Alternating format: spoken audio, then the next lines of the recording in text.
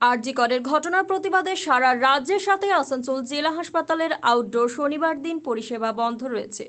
জেলা হাসপাতালের আউটডোর বন্ধ থাকলেও জরুরি বিভাগের পরিষেবা চালু ছিল। সেখানে হাসপাতালে আসা রোগীদের চিকিৎসা করেন চিকিৎসকরা। আউটডোরে ডাক্তার দেখাতে এসে ফিরে যেতে হচ্ছে রোগীদের।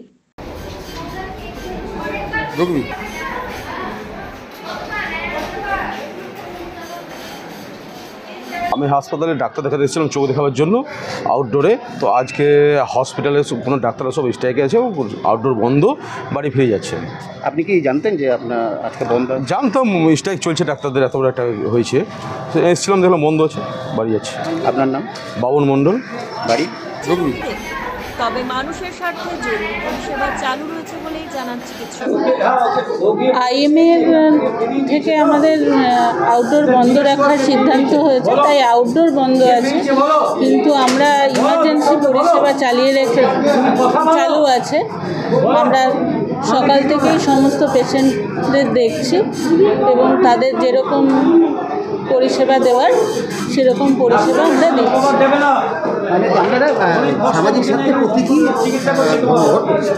হ্যাঁ, সামাজিক স্বার্থে। আউটডোর বন্ধ আছে, তো জরুরি পরিষেবা চালু আছে। মানুষের স্বার্থে আমরা জরুরি পরিষেবা বুকে অনেক ব্যথা নিয়েও চালু রেখেছি। নির্যাতিতার পক্ষে দাঁড়িয়ে, পাশে দাঁড়িয়ে, তার প্রতিবাদের সামিল হয়ে আমরা মানুষের কাছ থেকে দূরে সরে যাইনি। মানুষের পাশে দাঁড়িয়ে মানুষের ন্যূনতম যে জরুরি পরিষেবা সেটা আমরা বজায় রাখতে কাজ করছি। সামাজিক স্বার্থে প্রতীকী কর্মবিরতি এটা অবশ্যই আমরা। জেলা হাসপাতালের সুপার নিখিল চন্দ্র দাস বলেন, জরুরি বিভাগ চালু আছে, কিন্তু আউটডোরে কোনো চিকিৎসক। হ্যাঁ, আজকে আউটডোর এখনো পর্যন্ত কোনো ডাক্তারবাবু বসেনি।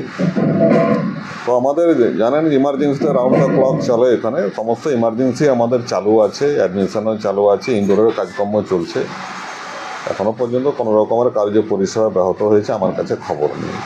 রোগীদের পক্ষ থেকে এখন এখনো পর্যন্ত না না না, ইমার্জেন্সি স্ট্রেন্থেনিং করা হয়েছে, ওখানে ডবল ডাক্তার দেওয়া হয়েছে, নার্সিং স্টাফের সংখ্যা বাড়ানো হয়েছে এখানে।